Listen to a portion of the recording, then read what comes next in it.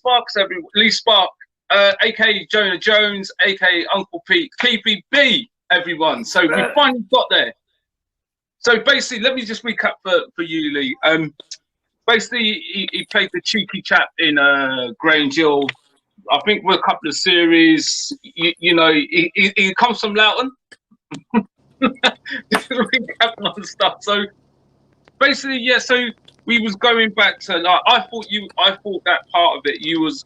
I thought you played a bigger part than Zamo, because there was a lot about you with a stink bomb. There was you. Like Style was saying to me that he watched the zoo part today. Yeah, the zoo's naughty. Yeah, the zoo's a good one. That was the very first episode our year filmed. The zoo. It was on location at Chessington Zoo. And my memories from them days is strong. It was wicked, so funny. Like we had run around Chessington Zoo being mental, going on all the rides, and it was mad. And then we obviously fight another school, innit? Have a big tear up, a fall in the sea lion pond. And at first I thought that was going to be a bit of a joke, the sea lion pond. Right. Then they showed me the sea lion pond. And guess what was in it? It was full up with sea lions.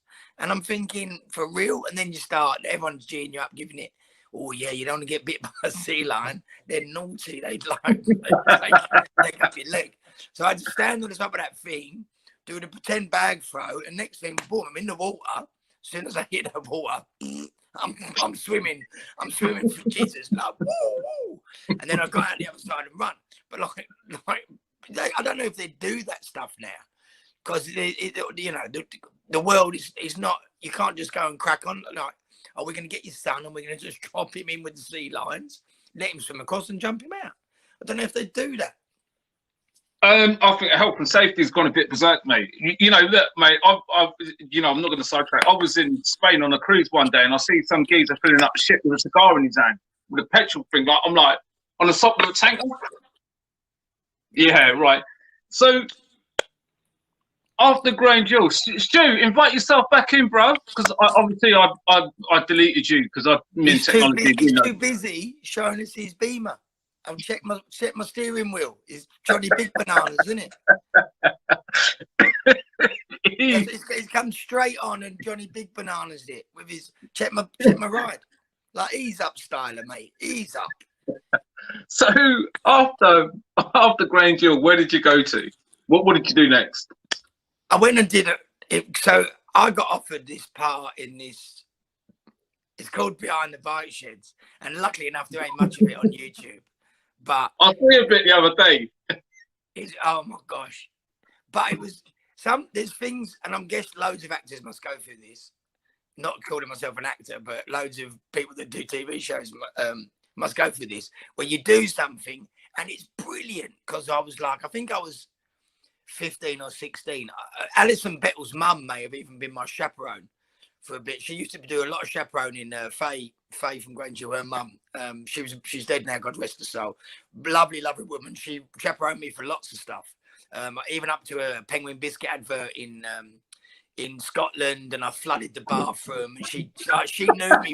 She knew me well, and she'd just go, "Oh, Lee," but she knew that my heart. You know, I'm a nice guy. I'm just an idiot. So I'm exactly like Jonah Jones was. So, but yeah. So I did this thing called Behind the Bike Sheds, and that was sort of right off the spin of missing out on what I thought was going to be another 3 years of Grange Hill. Yeah. And then obviously they just changed the script, so they drowned my cousin instead. And then from then I sort of did bits and bobs, and then I did Bugsy Malone, Majesty's Theatre with Mickey DeLenz. Right. So he produced it and was the director, which was like a wicked. Although, for somebody who can't really sing and can't really dance, I don't even know how I got cast in it. I did it with Banksy, as it goes. Really? Banksy was in it as well with me. Same group. Wow. Tim Polly, who's a funny guy, good guy. And then sort of I decided, well, I didn't decide, like, as in, you know, with your parents on your ass about what happens if you're not going to be an actor and, you know, that sort of stuff. I sort of ended up doing my O-levels, my A-levels at school. And then I've got a job in the city. Doing foreign exchange, which, when you say nice, I think I was part of that generation that was all, you know, you sort of Maggie Thatcher, you get your finance and whatever. But fuck me, it was God damn, it was boring. It just was so not me. And I think I did it for about a year. And then I travelled out to Australia. And at the time I was dating Lisa York. So Julie Marchant, I think was her name. I never called her Julie. Wasn't a thing. We came over, I think it was end of 89, early 90s, came out to Australia. So, and sort of after that time, we had a great time. I went backwards and forwards a lot. And then as you get a bit older, London's a great place. It's brilliant when you're young and you're cracking on with clubs and live venues and DJing and whatever else. But as you get a little bit older, I don't know, if you've never been to Sydney or anywhere in Australia, the place is like next level wickedness. I've never been there, but I know a few people out there. So, you know, close friends of the families out there in, I think, Manly Beach over that way. Manly's on the North Shore. It's a bit like being a South Londoner, being in Manly. So the gigs that done me, he lives over there, but he did come from in England. So, you know, big up Chris Jenke, Gary Shimmons, also out to Nigel Dix as well, because all them guys are over there. So, you know, I think a lot of people do go over there. It's, you know, a lot of people. Hold on, what's going on here? You've gone, mate. Styler's messing with us. First of all, he brings up his. Oh, he's in the middle. Come on, Stu. Then you coming in? Is he coming in? How do we add him in then? Come on, on, Listen, I think. Can you hear me? Yeah, I can't see you, bro. I've got the camera off. I was just trying to sort your boat races out. That was all. Unless you're a plastic surgeon, fella. Crack on. You ain't gonna know. Background. Just hanging around. I'm lurking. What you in now? You in a Merc now? I've got my bag of sweets. I'm lurking. Out to Jason Humphrey, man. Big yourself up. Yeah, you know Chris Jenke, mate. I can't go out there because I don't fly. I cruise everywhere. I'm scared of flying. We're all cruising, mate. Everyone's cruising. In the 70s, people cruising in the 70s. I was just trying to get rid of my name at the bottom. I'm going to let you two crack on. But you can join us, Stu, Styler. I'm just stuffing my face with a cross on. That's why I ain't got the camera on. Mate, Nick Alexis next. I've got the leather in the beamer all crusty now. Right. All right, Styler.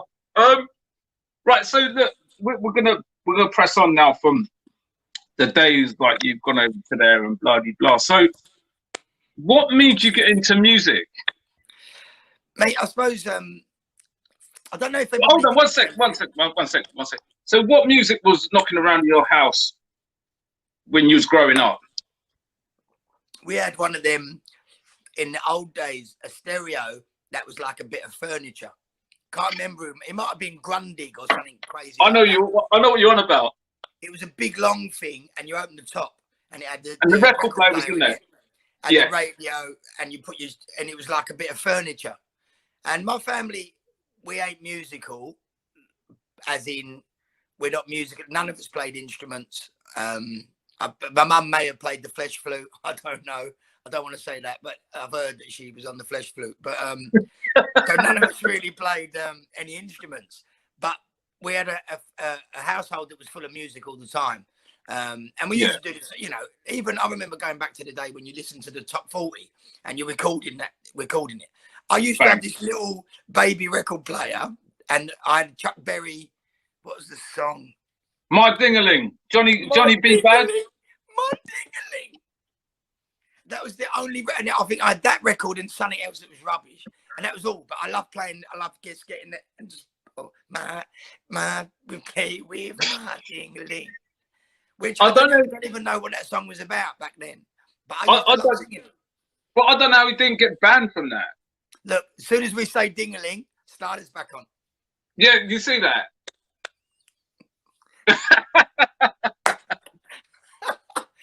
He's just nicked a scooter now. Well, you know what?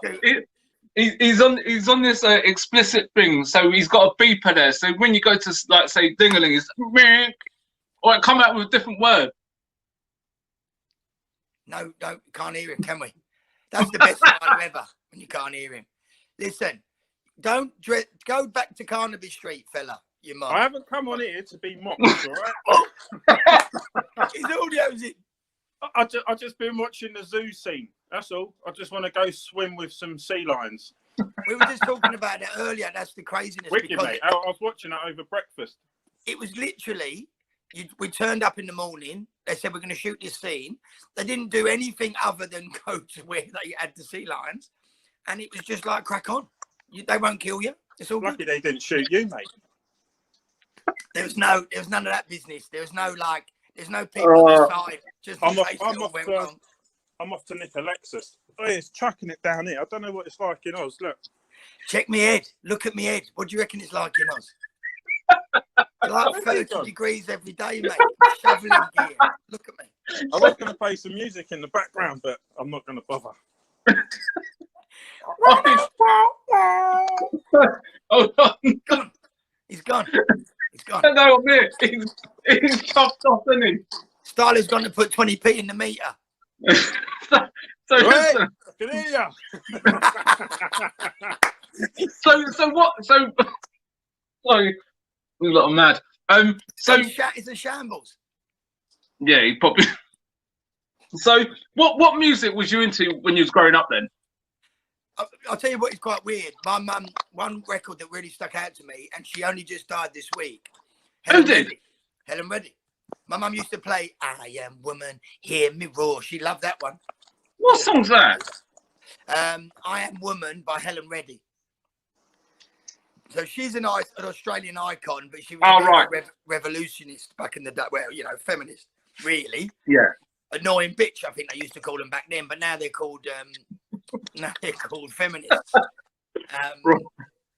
But now she's really back then she was probably annoying people, but she's dead anyway, so it don't matter. But my mum used to listen to her, but like, you know, the usual Elvis, Beatles, you know, all that kind of stuff. Yeah.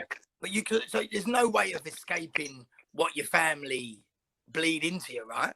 And you that's exactly right. Which you're lucky. But I do remember a turning point of listening to what other people showed me. And my dad's best mate, a geezer called Jimmy Lodge, he's dead now, unfortunately. People die, don't they? As you get older. I went to a party around his house. And funnily enough, the house is actually where Ozzy Ardiles lived when he played for Tottenham. It's in Woodford Bridge. They bought it after he died. Blood on the walls. I don't know what that was all about, but anyway, that's a true story. I don't even know why I said that, but it's true. Yeah, but that's a fact, though, isn't it? Say that again. That's a fact, though. What you're saying. So yeah, it is a fact. It is a fact. That's what I'm saying. I don't even know where the blood on the walls was. It was weird, but I went to a party around there, and Jimmy had this, like, it might have been a Blackburn or something, like a really decent stereo. And I used to bang on about listening to. I can't even remember. It would have been the Jam probably back then. I listened to Jam and this, and he went, "Come in here." And he just sat me down, and I think it was Led Zeppelin. It might have been Stairway to Heaven. It was something of that ilk, right? And he went, "You know nothing about music." And I think he played me Zeppelin. He played me Pink Floyd. And at the time, I was probably at that 16, smoking spliffs, thinking I'm way cool sort of age, right? Yeah. And I just remember listening to Floyd, listening to Zeppelin, and I just went, how have I been missing out on this sort of thing? Because it wasn't anything my family had played, and it probably wasn't on the radio either, because it was probably just that little bit different, right? That sort of like transient rock sort of. Well, the only thing from Pink Floyd was the wall, brick in the wall, but to be honest, that was pretty screwed up as well. Like that freaks me out today, because when you see the Hammers walking past the bridge, there's a viaduct. There's a viaduct in my mum's in the park, and I'm like, as this kid, I'm like, I ain't going down there. Yeah. The Hammers are gonna get me. The film's madness, right? Yeah, those like, and I do the breakfast show obviously on UPFront Radio, and I haven't played a lot of music for a long time because I'm always DJing. I play house music, and it's all about I want to get the perfect mix, and I want to mix this. And it's been really over the last. I think I've been doing it for a month, but over the last month, it's been mad to just go. I'm going to play this one.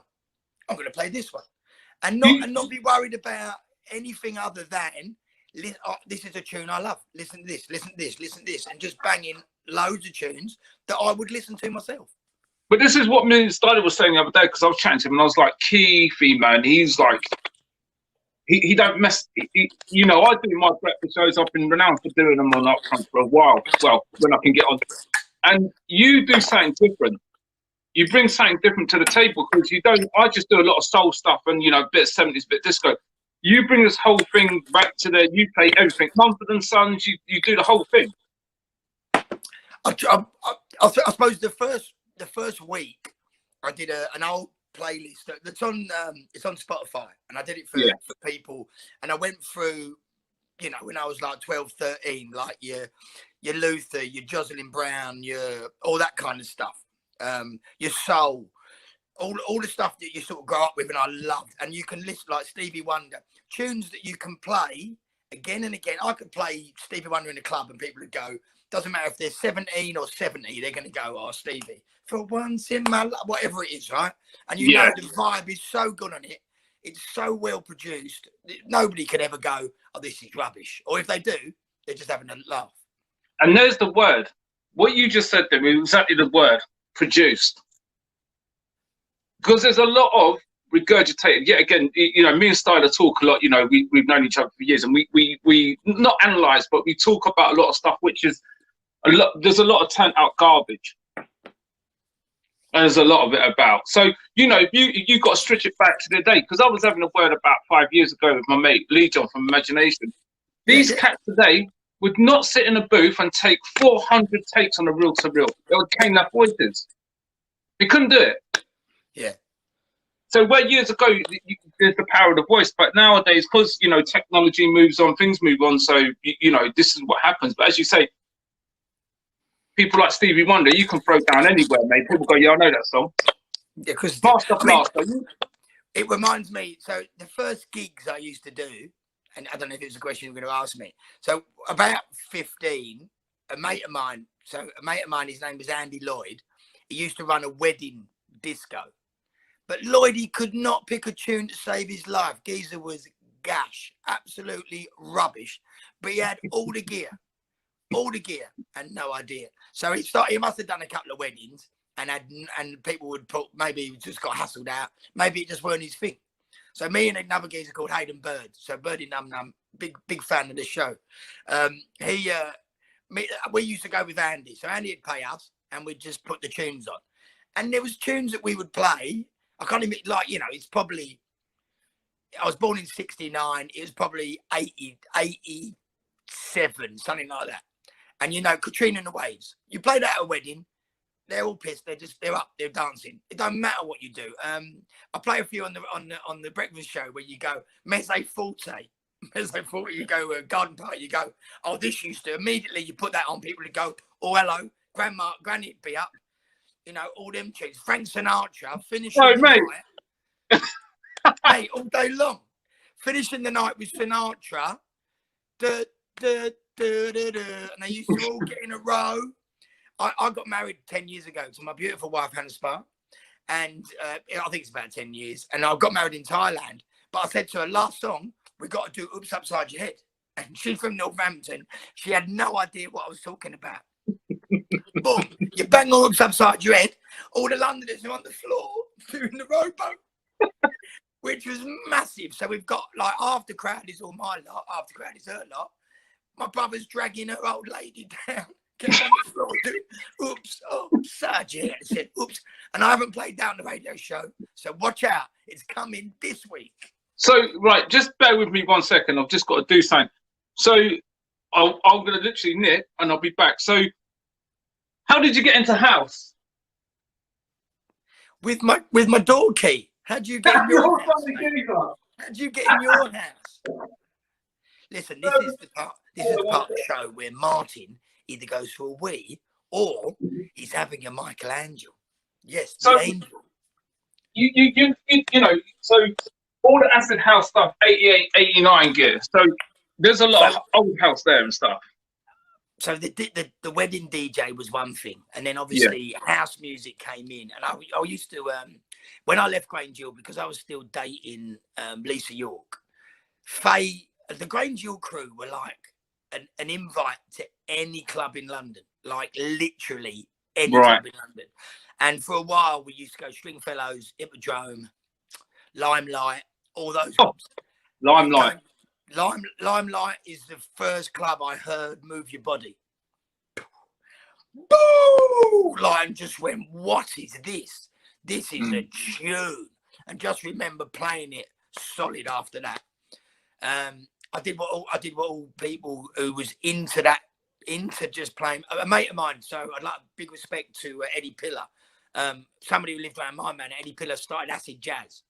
So I sort of got into house music and that acid jazz groove, that, you know, a bass line and great vocals, and, you know, again, brilliantly produced tracks that were just so revolutionary. And so, which is why I played Donna Summer the other day.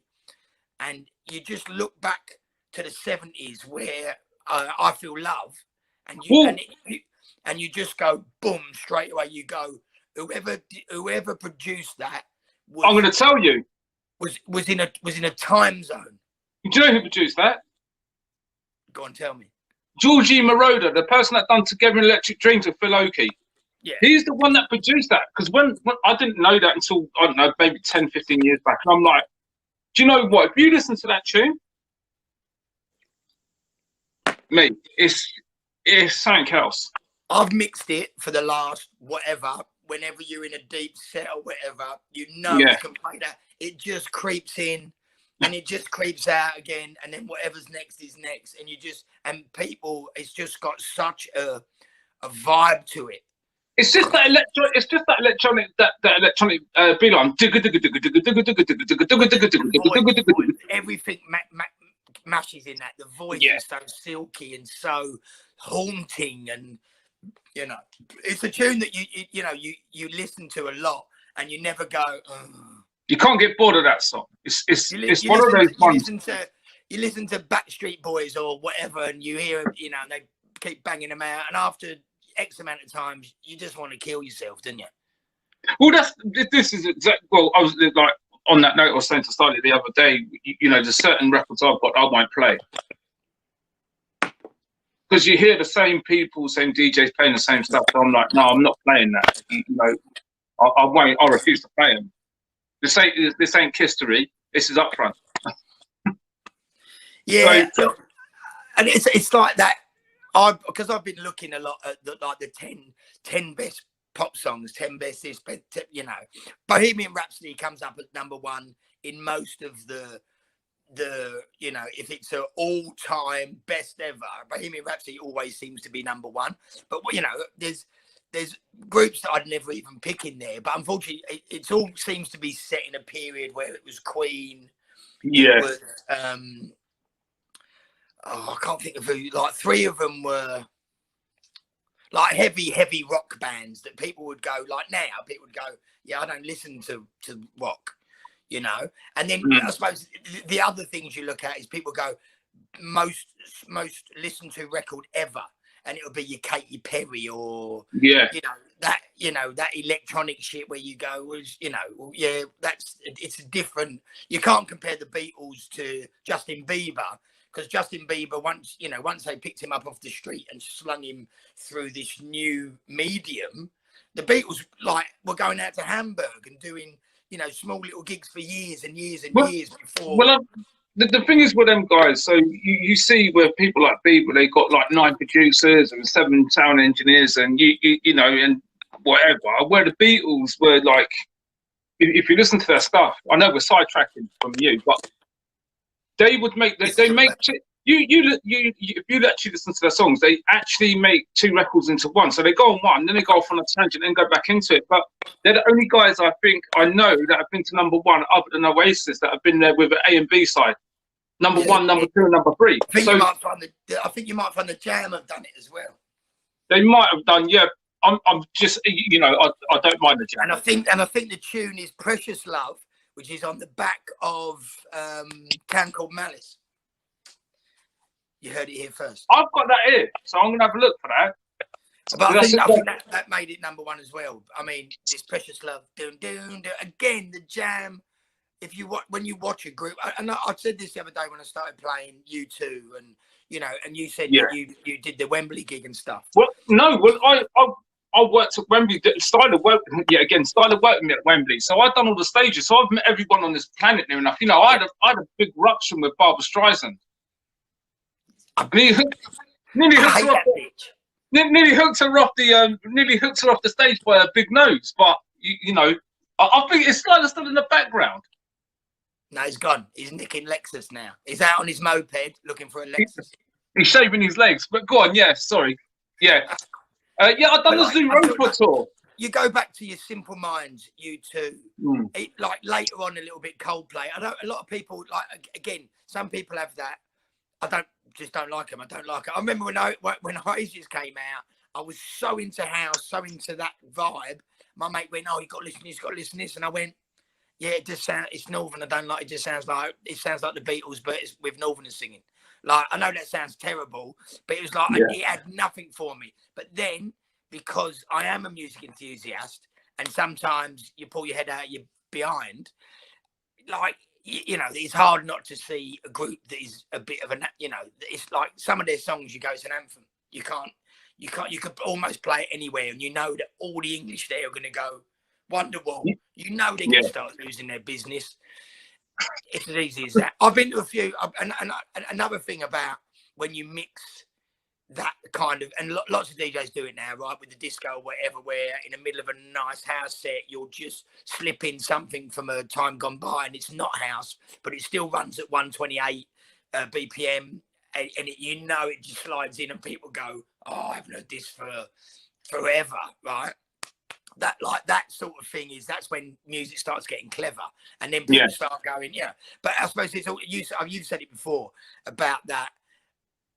How many times can you remix a tune? And it's very rarely done better than the original. But I now don't play tunes like Gypsy Woman, like you know, because they're so slow.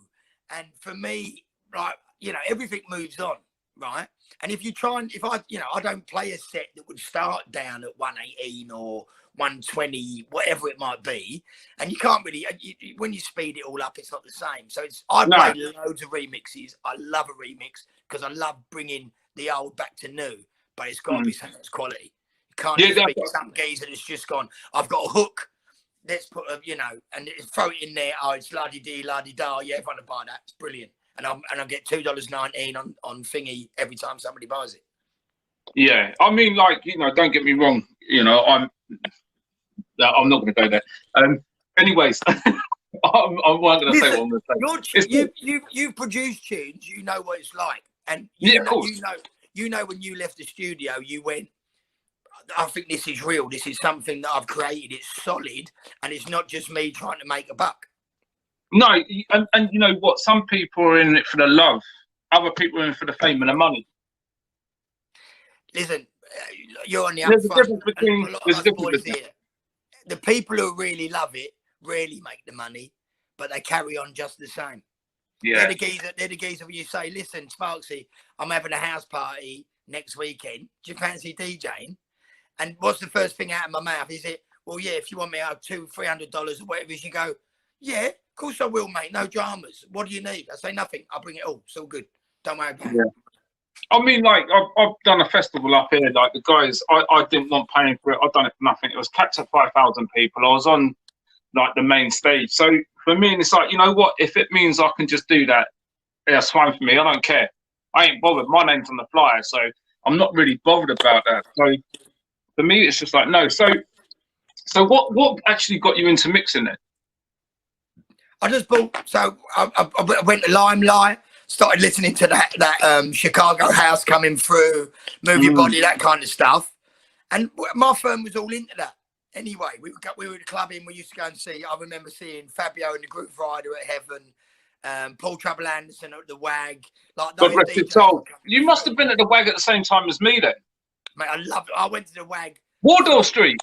Yeah, it was at the bottom of Chinatown. It was at Lenny Exactly. McLean on the door, mate. Lenny McLean Yeah. was on the door.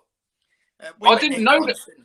I didn't know that for a while, but you know what? I've got to just recap back. So, you know, R.I.P. Paul Trouble Anderson. Yep, another one gone. You know that he was in the video for AEIOU? Freeze. Yeah, back in the He day. was in the video to it. I didn't know that. So anyway, so when did you get a pair of 1210s or 1200s? I bought some 1210s Mark IIs. But I had mates that used to DJ, so we always had gear. When I came back from Australia, so 89, I think I came back in 91 via the US, whatever. Yeah. And that was it. I was just ready. I moved. My nana died, unfortunately. My granddad was already dead. And she had a big house in South Woodford. And my mum I moved into my house. At the time, I was medicinally smoking marijuana. And I remember my old dear knocking on, because I had the bedroom was at the back, and I remember her knocking on the door, giving it, Lee, it smells like bloody Africa up there. I'm not having it. She started losing this shit. She's never even been to Africa. How does she know what it smells like? Anyway, so basically she knew I was on the Cully weed. So so rather than totally lose me, my nan was dead, the house was there, I rented the house. So right. This house was one of those old big houses. The front room was about, I don't know, 15 meters long, went into a back garden. Mate, the house parties we had there were just, and that was it. We started having house parties. We had the decks. I was mixing all the time. We had loads of mates who everybody knew a DJ. So we just put on nights. The garage turned into a bar. Backyard was like the outside chill bit. But they used to get crazy. So the next door used to rent as well. And one of the parties, I've DJ'd a set. It's probably about 1 a.m. I've come out. Somebody else has taken over. I've gone. I'll just have a little chill outside. There's a fire in the backyard. It's burning. They got a bit. There's only a little bit of firewood. They've done the next door neighbour's fence. It's up. It's gone. The fence is gone. It's gone. It don't matter. It don't matter. We'll sort it out tomorrow. But it was them mental days where people just used to be mental. I think always great vibes, but there's always something that was mental going on. I caught them. We used to put the furniture. The furniture was at the end of the garden, and I caught them pulling up the tarpaulin. They would have thrown anything on there. This fire, I'm telling you.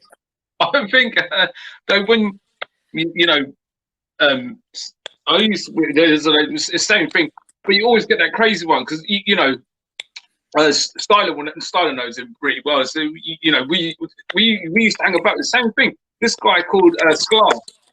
He wouldn't hesitate to chuck stuff over next door neighbour's garden when he's having a house party, steal the records or whatever. We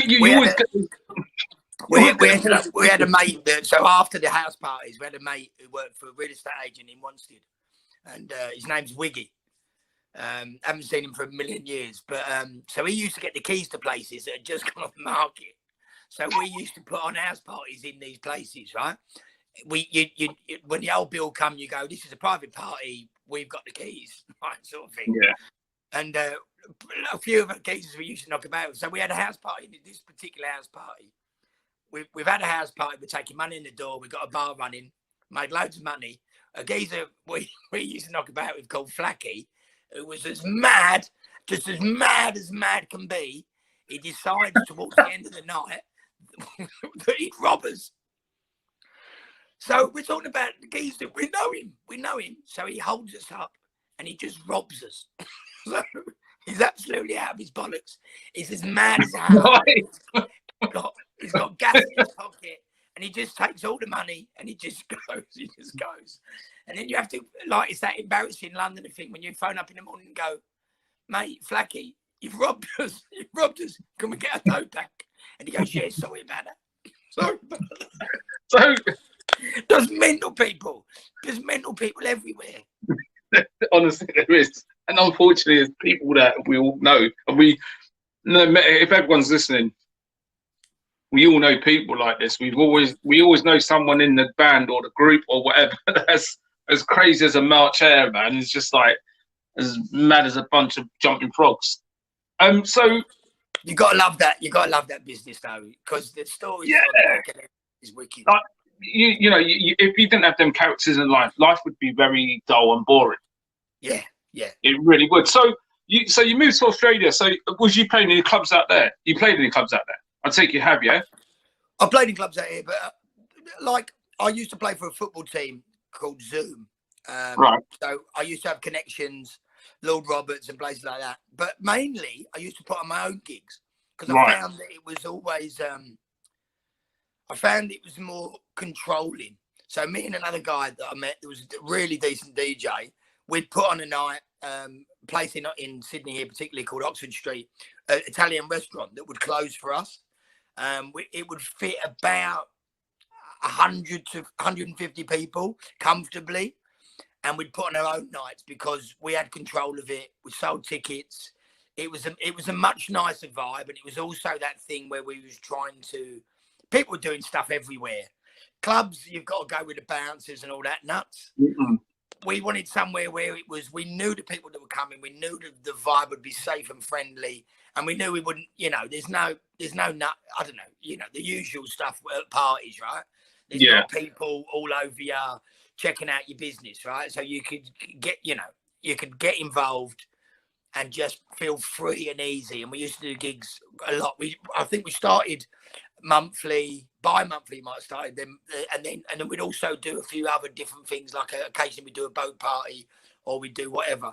I worked on the futures floor as well, so I used to do private parties for people that knew me, and they'd say, can you come and do my party? And I go, yeah, no problem. Yeah. We just used to travel and do them gigs as well, and that was enough for me. I never wanted to be anything other than a geezer just properly loving playing sets. It wasn't my real job, but I did it, a bit like up front. People go to me, oh, yeah, why'd you do that? How'd you get into that? It's like, mate, they wanted me to play music and I love it. So I'm doing as much as I can.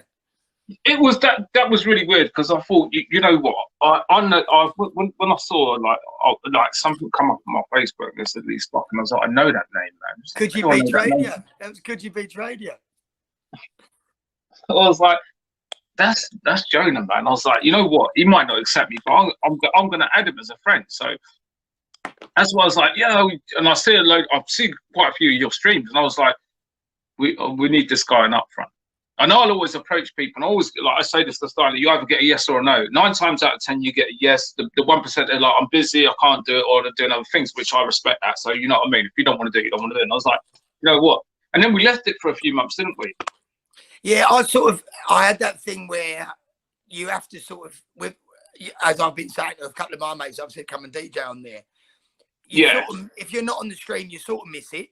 And they go, yeah, just pick a slot and we'll give you the details. But you sort of think, when you get on the chat, you sort of think you're encroaching on people's ground. It's weird. Yeah. And you need to almost be forceful and go, right, am I playing tunes or not? Sort of thing. Yeah. And at the time, a few of my mates were starting a thing called Soundgarden Radio, which is just out in Kent. And they wanted to do, they've got, so their whole setup is different. Their setup is, there's a studio, and during the day, all the live stuff goes from that one studio. So you've got to be local. And then they play mixes during the night. Yeah. Which that doesn't work for me. Which clearly, because it's a hell of a flight. So this, like the Upfront Radio thing, and the fact that everybody's so like-minded. When I got in that WhatsApp group, everyone is like, they love music. They want to play music. And there's people from Chile, Canada, England. The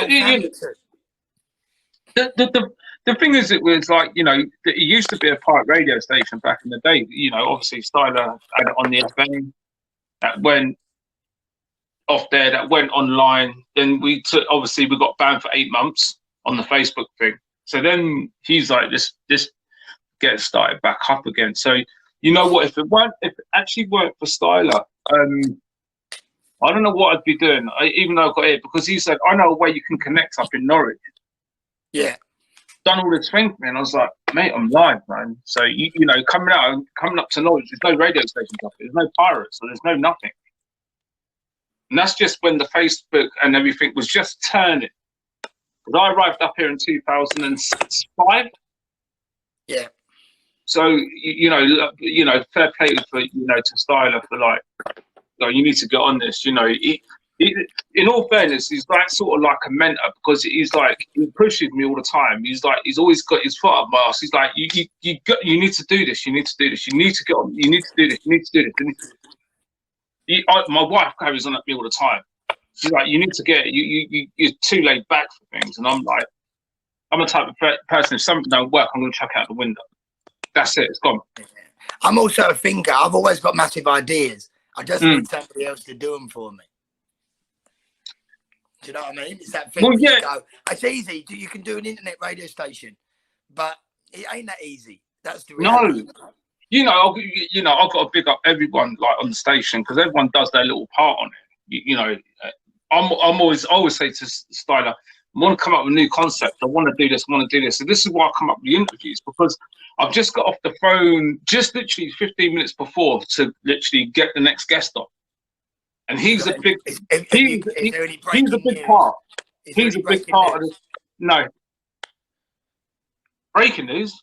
It's an exclusive. Who is next up? Who's next? Oh, I can't say at the moment.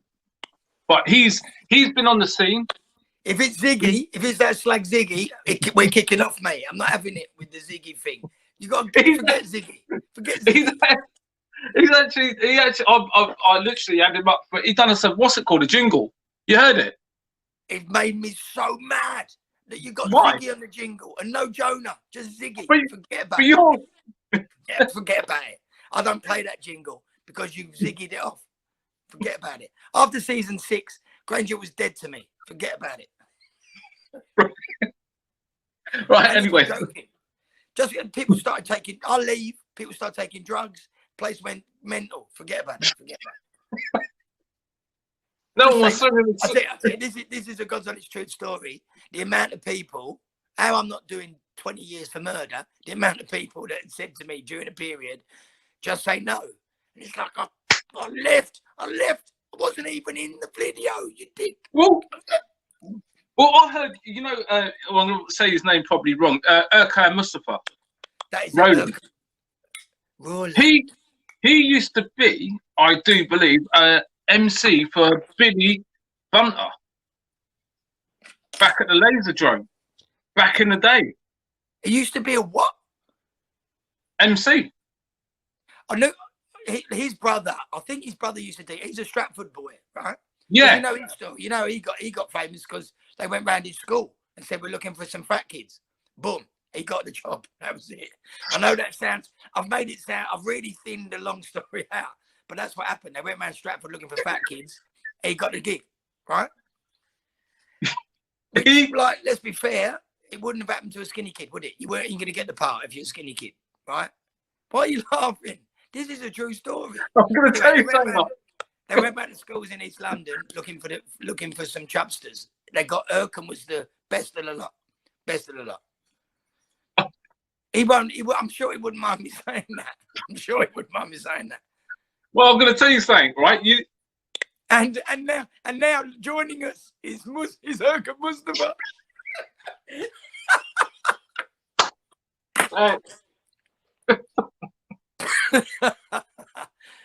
But listen, I'm going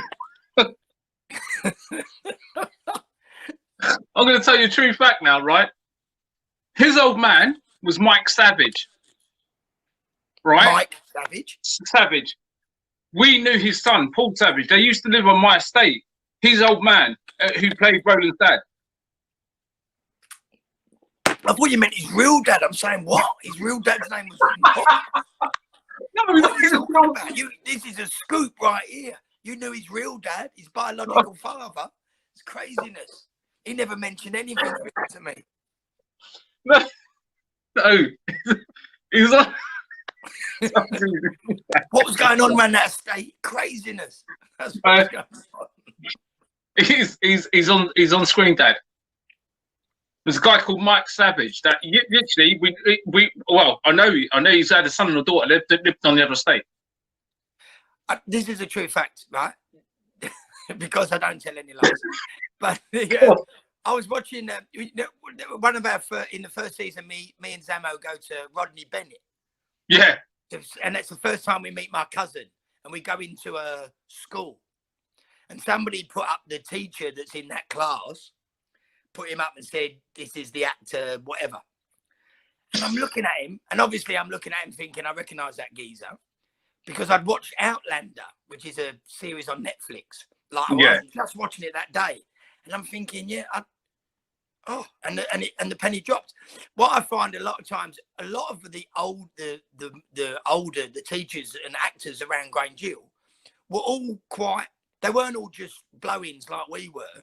These are people that had been in the business for years and had got a gig doing it, whatever, and went on to do, the geezer in Outlander, who was the teacher in that. He's done bit parts and big parts in like loads and loads of stuff. Probably never done a Hollywood blockbuster, but he's got a massive career. He was in Vicar of Dibley. He was in, which probably ran for 7 years. But I didn't the dream jobs.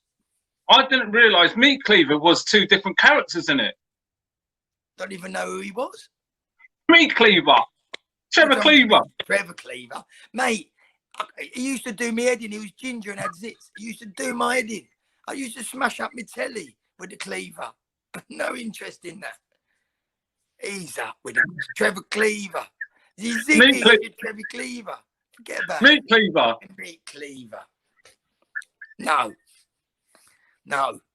Well, he played a character in Rodney Bennett, didn't he?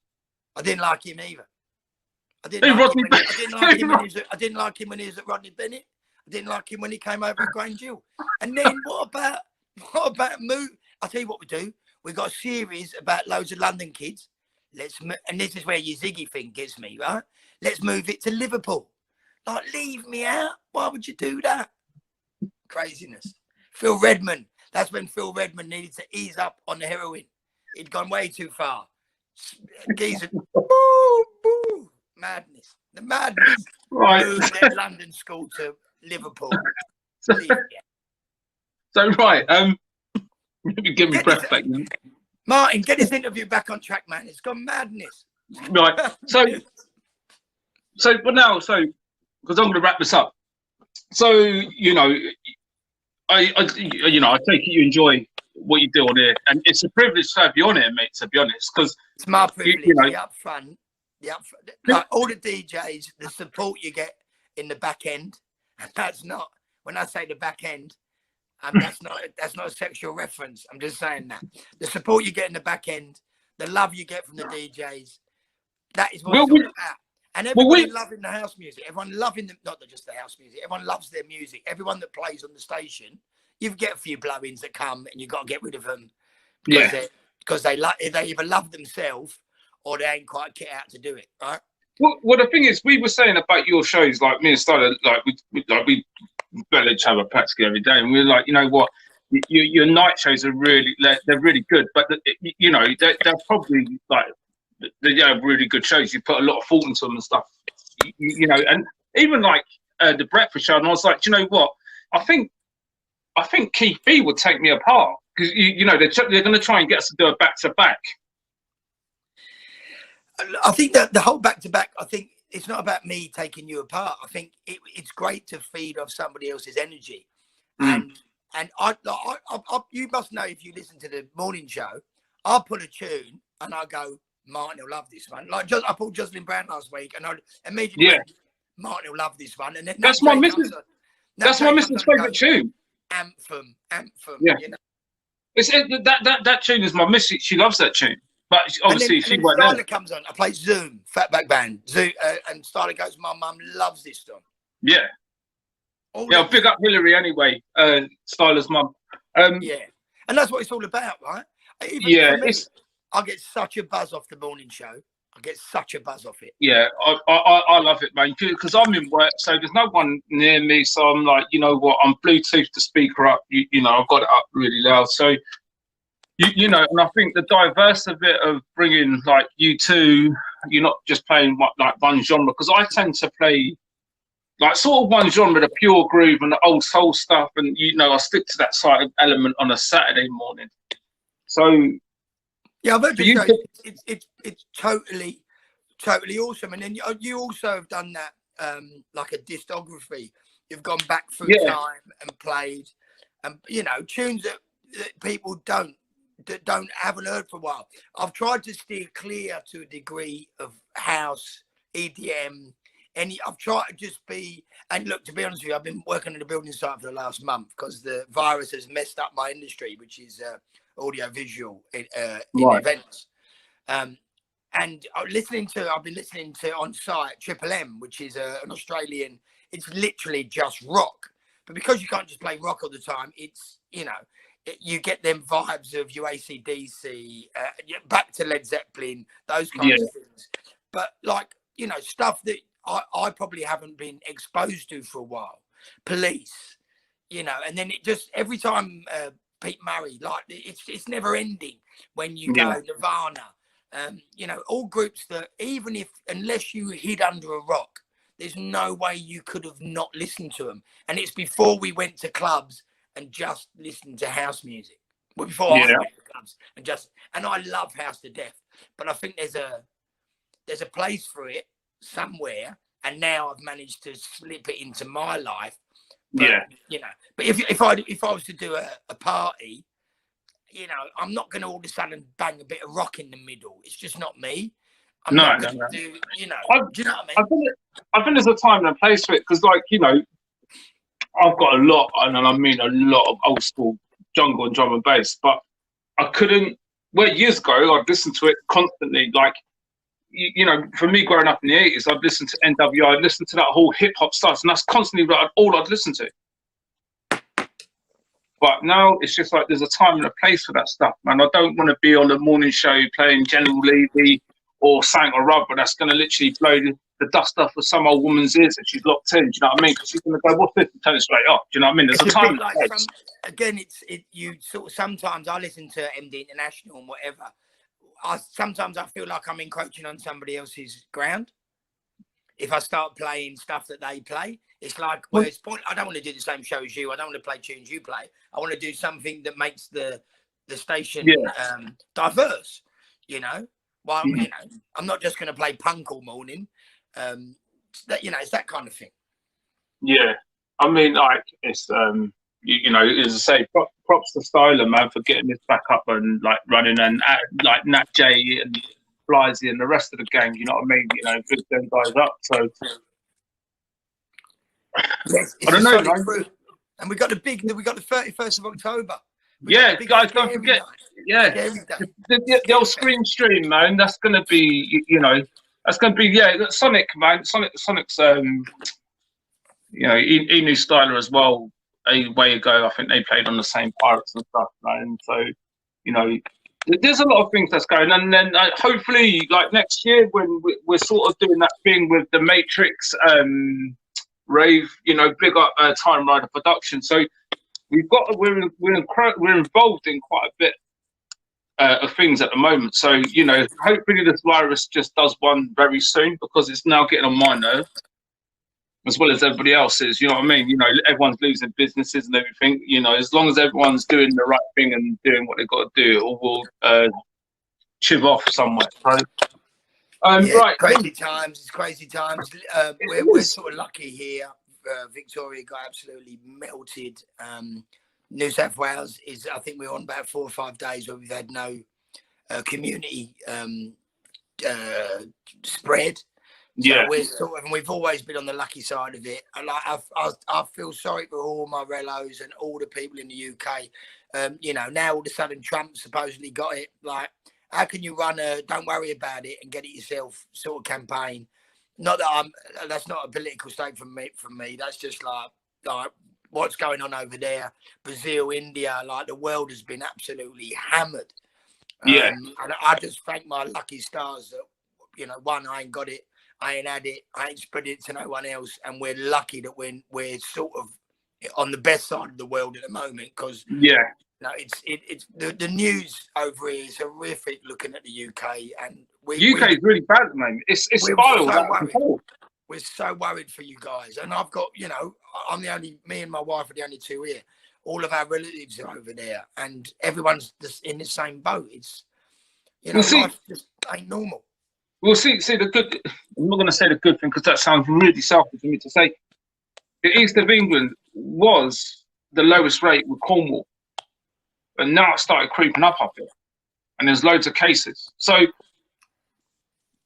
you know, it's bad wherever it is around the world. You know, I know people that have lost people to this virus. Like, I know someone who lost their sister. I know someone who lost their granddad. You know, it's a horrible thing. You know, and I get people have got their own beliefs what it's about. And you know, I'm not going to start getting into a debate on who's right, who's wrong. Was it this? Was it that? You know, everyone's got their beliefs, and if that's what you want to believe, that's up to you guys. You know what I mean? I'm not saying hey, who's right, who's wrong. That's unfortunately. I totally agree with you, mate. I think we just got to do what you can to see it off for all of us. Well, yeah. I mean, if you're doing the right thing and staying safe, you know, people don't want it. That's up to theirs. If they catch it, you know, that's. You were given the warnings, you was given the brief on it. If you don't want to do it, you know, that's up to you guys. But if everyone's doing their steps to do what they got to do, you know, and my wife's training, but she's going to become a counsellor. Not obviously not a counsellor as a counsellor, but to do with stress and everything. And she reckons there'd be more people with anxiety, you know, stress and everything. 1,000,000%, brother, mate. We're just in Australia. We're just at the point when they're cutting. So you had furloughing people. Yeah. Over here we had Job Keeper. So yeah. Job Keeper was $750 a week. It's just changed to $550, and it's going to scale down through till March. I think this is when all of a sudden, I mean, even I'm trying to look for whatever at the moment just to get some dollars in, right? Yeah. I think we're going to see people under pressure, people stressed, people angry, upset. You know, the rhetoric in the media gets people mental because they think, oh, the government's mugging us off. They're not, you know. Yeah. Like everything just making people mental. But for us, at least, we're getting some normality back. You can go up, you know, you can go to the boozer and have a beer without really worrying too much. They're not stressing too much. You just got to be a bit socially distancing and stuff. Yeah. And signing in, right? You know, with this, it's just craziness. You know, let's just hope it does one. So, listen, Lee, I'm not going to keep you no longer. Yes, brother, it's been a pleasure, man, interviewing you. You know, we got there in the end. We did what we had to do. There weren't no blackout, and I'm in my room. I'm not in the front room. Went a bit ropey at the beginning, but that's cool. Big up to all the people locked on. So out to Fozzie, Paul Wright, to all the movement crew. Let me scroll down. Who is the Fozzie? I see him on the breakfast show the other day. Fozzie, right? I'll give you one thing. Fozzie is one of the guys that he used to come into the upfront streams on Facebook, and this guy shares. He's a massive sharer. He'll share and share and share. I don't know what's happened. I've already bigged up the Fozzie on the show. Big love to the Fozz. Yeah, so, and the thing is, Mark Condon as well, he used to come in all the time and share, but I ain't seen him for a while because obviously we're not on the Facebook thing no more, which is a blessing because we don't get cut. So, Fozzie, mate, out to all the Birmingham crew, you know, big yourself up. Right, Lee, I'm going to let you go. All right. It's been a pleasure, brother. Big up. Stay safe, bruv. All right, mate, I'll see you soon, yeah? Take it easy, mate. Laters.